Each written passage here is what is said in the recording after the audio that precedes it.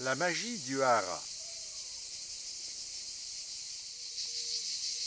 Hara signifie ventre en japonais.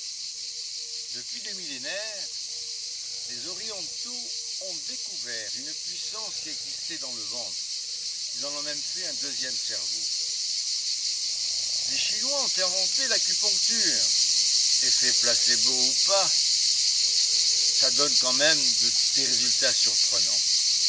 J'ai connaissance d'une épidémie de choléra qui a été éradiquée par une simple aiguille au niveau du ventre. Une simple aiguille au niveau du ventre bloquait bien entendu les processus diarrhéiques. Et en bloquant les processus diarrhéiques, elle permettait aux défenses naturelles de l'organisme de se mettre en jeu et d'enrayer cette épidémie. Moi-même, plus tard, ayant fait de l'acupuncture, j'ai eu la surprise d'avoir arrêté certains zonas par simplement 3 aiguilles au niveau du tibia. Une fois même, dans un théâtre, j'ai été appelé pour une petite fille qui faisait une crise d'asthme et j'ai arrêté cette crise d'asthme en lui pinçant simplement un point au niveau du sternum.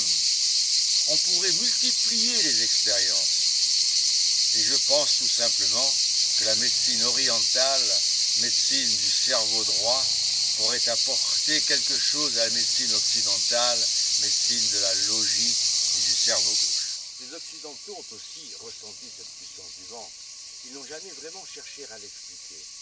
Et c'est à travers une hypothèse émise par le professeur Kapanji, professeur de chirurgie renommé, qui avait écrit un livre d'anatomie fonctionnelle qui a fait les délices des médecins qui étaient intéressés par la question. Il décrivait une vertèbre, que nous allons voir tout à l'heure, la 3e vertèbre lombaire, qui avait des caractéristiques particulières. Quand elle était bloquée, le corps fonctionnait en bloc, mais pour donner de la dynamique au corps, elle avait besoin d'être libérée. Comment la libérer? Basculer son bassin, fixer les 2 dernières au sacrum, libérer la 3e, dérouler la colonne vertébrale pour arriver à la tête. Voyons ça sur un schéma. Bon. Vous voyez cette 3e vertèbre lombaire, celle dont on a envie qu'elle devienne mobile. Elle se projette environ 2 à 4 cm en dessous du nombril qui est ici. Les 2 dernières vertèbres avec le sacrum vont former après une bascule du bassin un bloc solide, à partir de laquelle le déroulement de système musculaire, déroulement dorsal d'abord, ensuite cervical, pour arriver à un joli port de tête, un regard horizontal. Écoutons les maîtres orientaux expliquer la dynamique du corps humain. L'homme qui a perdu ses racines va la rechercher à partir du hara. Une fois retrouvé, il va pouvoir cheminer le long de la voie pour arriver à l'être. Cette écoute trimillénaire du corps humain, de la dynamique du corps humain, retrouve une exacte correspondance avec ma conception occidentale anatomique de la dynamique de notre corps. Les 2 constantes indispensables pour avoir un corps dynamique, pour avoir une attitude juste, c'est d'avoir d'abord de bons appuis au sol. Et ensuite, pour arriver à l'horizontalité du regard. Avec pour corollaire la sensation de séparation du haut du bas du corps au niveau de la 3e vertèbre lombaire, au niveau du hara, de cette vertèbre qui se trouve toujours en projection au niveau du nombril. Que faut-il faire en pratique? Des étirements. Des étirements des muscles antérieurs de la cuisse et des muscles postérieurs de la cuisse. Nous allons commencer par les étirements des muscles postérieurs. On met un pied en hauteur. On arrondit le bas du dos, on se penche en avant jusqu'à sentir une tension dans les muscles postérieurs. À partir de là, on souffle, on vide ses poumons, on laisse remplir, on ressouffle, on laisse remplir, on ressouffle, on laisse remplir. Ceci doit se faire en gardant toujours une tension dans les muscles postérieurs. On peut le faire 3, 4 ou 5 fois. On change de jambe. On arrondit le bas du dos, on garde la tension.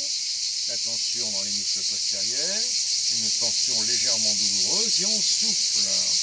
On laisse remplir, on souffle, on laisse remplir, on souffle, on laisse remplir. Très bien. Après les muscles postérieurs, les muscles antérieurs. Vous prenez votre jambe, votre pied et vous arrondissez le bas du dos, vous grandissez en soufflant. Vous devez sentir une tension douloureuse dans le muscle. Vous laissez remplir, vous soufflez en grandissant. Vous laissez remplir, vous soufflez en grandissant. On peut le faire plusieurs fois encore. On change de jambe.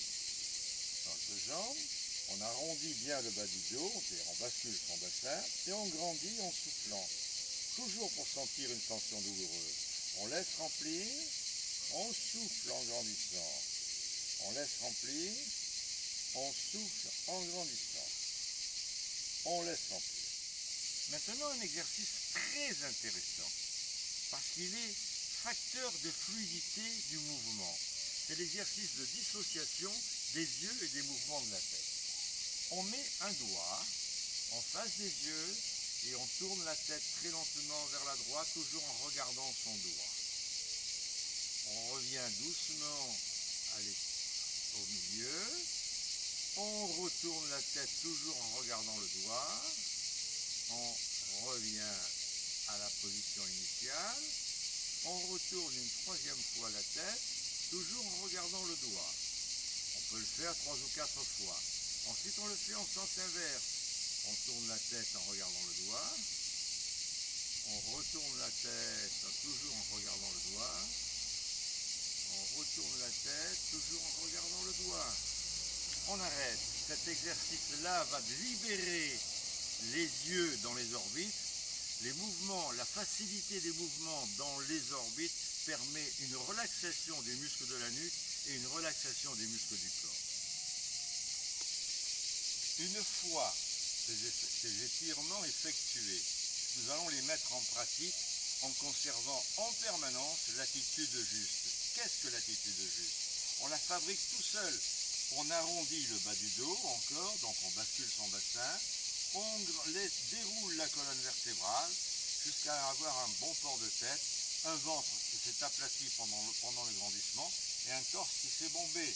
À partir de là, cette attitude juste constituée, nous allons pouvoir évoluer et marcher avec élégance, toujours en ayant toujours l'impression que les yeux et la tête et les épaules sont libres. Il est une posture dans la vie où les individus manquent de dynamique.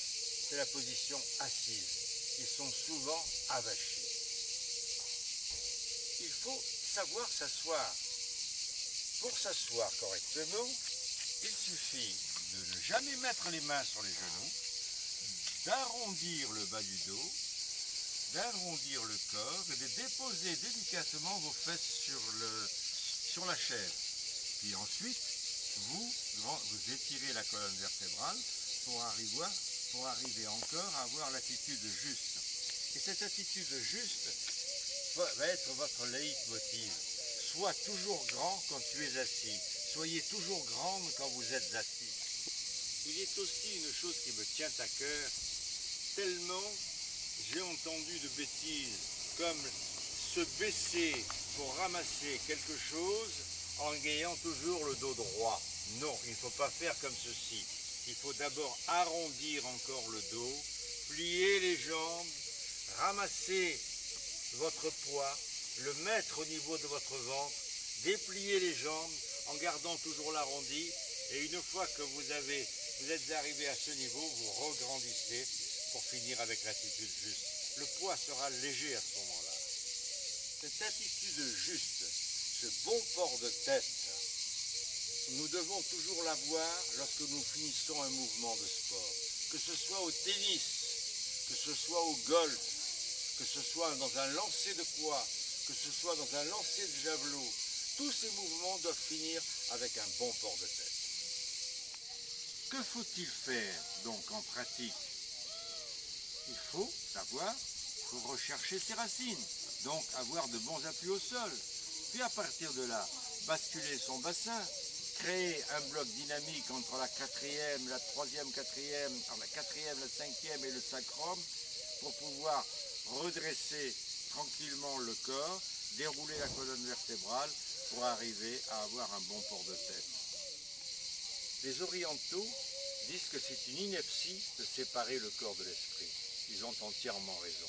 Mais les latins l'avaient su, eux aussi, du moment qu'ils avaient éprouvé les bienfaits du mens sana incorpore sano. Mais alors que les orientaux privilégient le cerveau pour arriver à la puissance du ventre, les occidentaux font plutôt le contraire. Ils fabriquent leur hara par une bascule du bassin et par un déroulement de la colonne vertébrale. Donc ils partent du ventre pour arriver au cerveau, alors que les orientaux font exactement le contraire. Il est un fait que lorsqu'on possède l'attitude juste, c'est-à-dire un bassin basculé, un torse bombé, un ventre qui s'est aplati pendant le redressement de la colonne vertébrale pour arriver à un bon port de tête, la vie devient plus facile. Il est impossible de dire que tout va mal. On ne peut pas dire que tout va mal quand on a un bon port de tête. À partir de cette attitude juste, devenue familière, nous allons pouvoir explorer toutes les possibilités de notre cerveau. Il y a un examen qui est très intéressant, un examen qui peut vous permettre de modifier votre comportement dans la vie.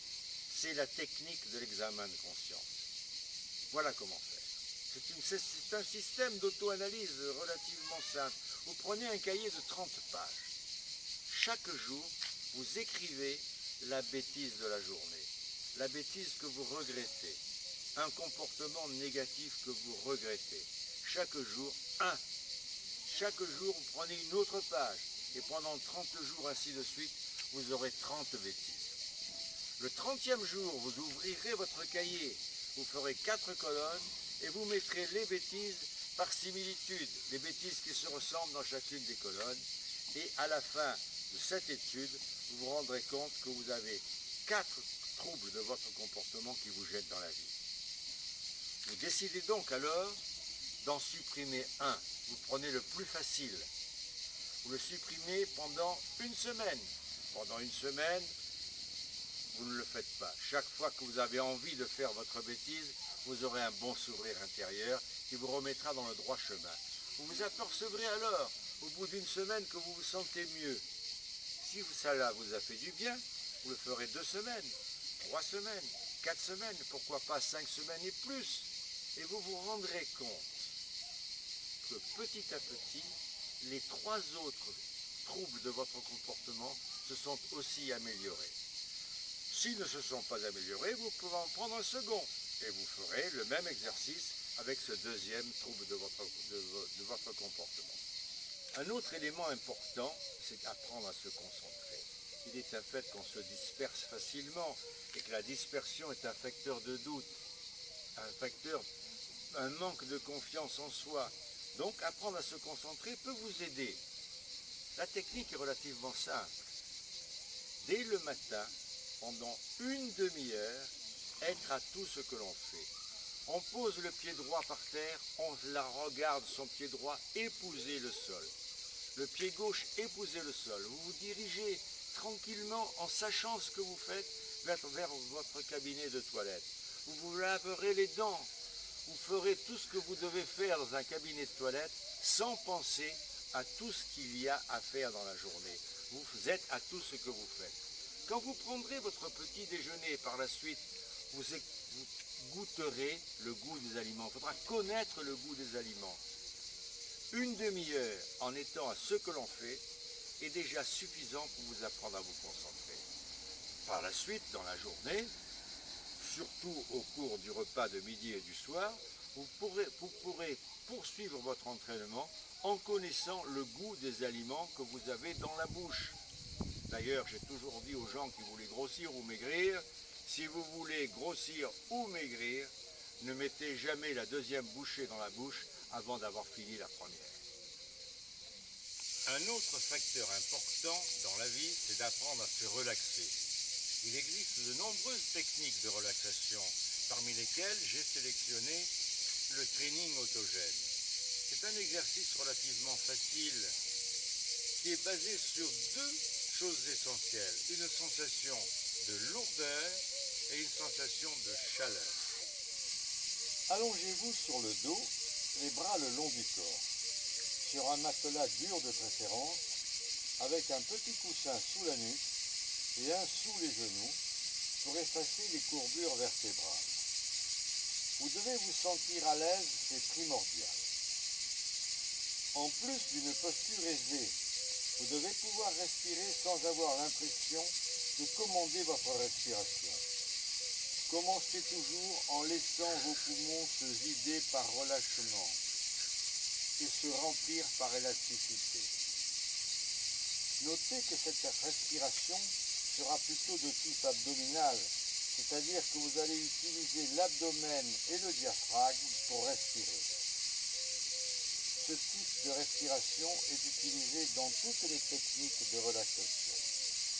Puis, ne pensez plus à cette respiration devenue automatique, elle vous aidera pendant les exercices sans que vous interveniez volontairement. Enfin, fermez les yeux. L'exercice de la lourdeur, rendre son corps lourd à travers cette technique du training autogène est une chose relativement aisée. Concentrez-vous sur la main droite. La main droite, imaginez qu'elle pèse une tonne, qu'elle est lourde, lourde, lourde, qu'elle va traverser le matelas. Laissez cette sensation de lourdeur remonter le bras jusqu'au cou.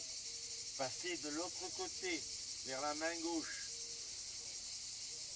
Ces deux bras doivent devenir très lourds. On remonte jusqu'au cou, puis ensuite on laisse descendre cette sensation de lourdeur jusqu'au nombril. Rappelez-vous que le nombril se trouve à peu près au niveau du hara. Il va faire une pause à ce moment-là. Puis ensuite, le courant en lourdeur, vous allez laisser le redescendre le long des jambes. Si ça ne descend pas tout seul, vous pouvez le faire descendre à travers quelques petites expirations. L'exercice de la chaleur est aussi simple.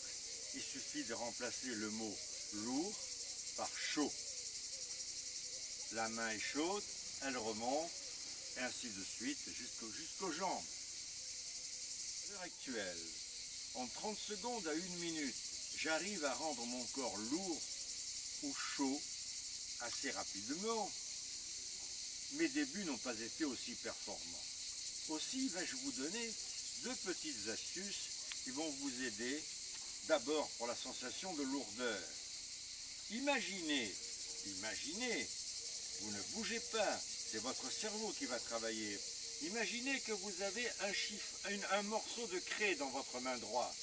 Avec ce morceau de craie, vous allez écrire le mot lourd, L, O, U, R, un mauvais R, un D. Puis ensuite, effacer le D, progressivement revenir jusqu'à L avec l'impression, vous allez ressentir cette sensation de lourdeur. Pour réussir à augmenter la température cutanée d'1,5 à 1 degré centigrade, j'ai trouvé une petite astuce. J'imaginais que j'étais dans une baignoire d'eau à 37 degrés, mais qui avait une particularité, elle avait des robinets d'eau chaude, et ces robinets, je pouvais les ouvrir à volonté, les envoyer où je voulais pour réchauffer telle ou telle partie du corps. Et j'augmentais ainsi progressivement la température de l'eau de mon bain jusqu'à ce que ça devienne intolérable. Je vous assure que j'arrivais à me réchauffer. Je suis même arrivé en sens inverse à me refroidir en me plongeant dans une eau glacée.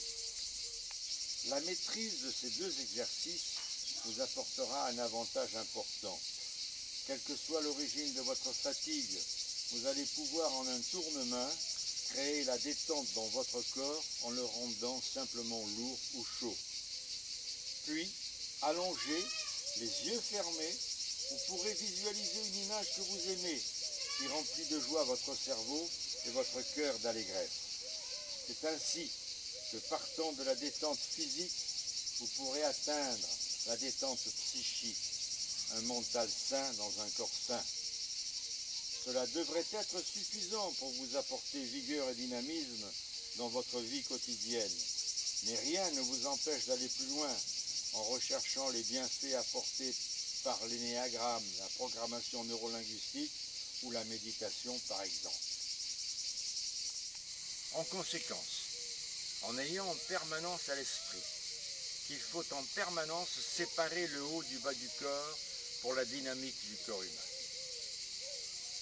Vous arriverez ainsi à éliminer toutes les tensions inutiles qui vont encombrer votre corps et votre esprit, tant physique que psychique, et arriver à conserver ainsi jeunesse et dynamisme. J'espère que vous avez réalisé l'importance de l'attitude juste. C'est une des clés de la vie, l'assurance de rester jeune et dynamique.